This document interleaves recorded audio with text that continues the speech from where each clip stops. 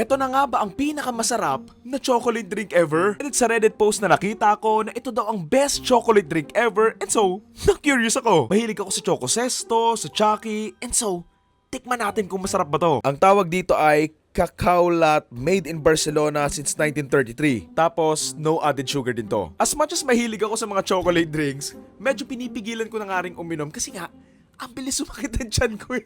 Lactose intolerant din kasi ako, so sa Milo, sa Chucky, sa Choco Sesto, kapag uminom ako, mga 30 minutes, wala na. Sumabog. Ito nga yung cacao latte na in-order nga namin sa Shopee, and I hope na masarap din talaga to. Kasi ang laki oh. Yung baso ko, nilakihan ko na para kapag masarap, marami yung may inom ko. Kung lagayan wise, okay din siya eh, no?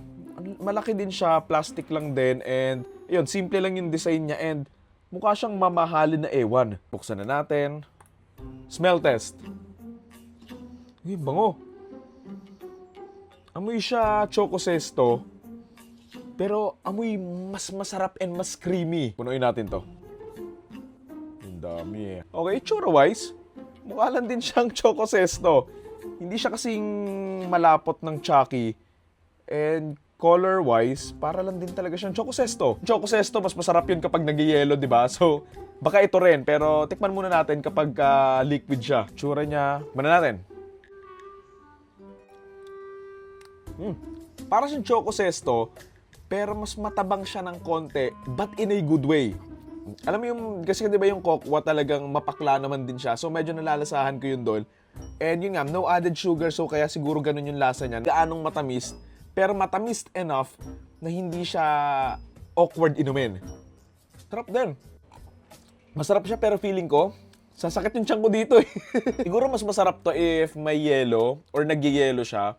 Kasi kung ganito, okay lang din naman, pero feeling ko mas masarap lang siyang kainin ng parang Choco Sesto na nagyayelo. Dito pala nakalagay, hindi ko nabasa kanina, Batido de Cacao Cocoa Milk. So may milk siya. Hopefully, not the kind na nakakapagpasakit ng tiyan. Nakaalala ko, nabili namin to sa Shopee for around 150 something. And kasama na dun yung delivery fee ah. So, siguro kung bibilin to baka mas mura pa kung mabibili mo sa mga stores. Kasi masarap din talaga siya. Like I said, hindi siya gaanong matamis pero matamis enough. Gusto ko yung pagiging matabang niya na kapag may kinakain kang iba, hindi siya nakakaumay pagsabayin. So ayun lang, ang sarap.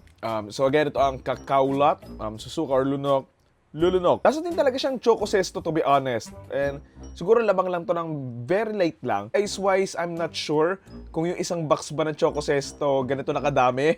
So, tingnan na lang natin. Anyway, ayun lang. Again, ito ang cacao latte. And comment pa kayo kung meron pa akong mga pwedeng matikman. Yun lang. Thank you!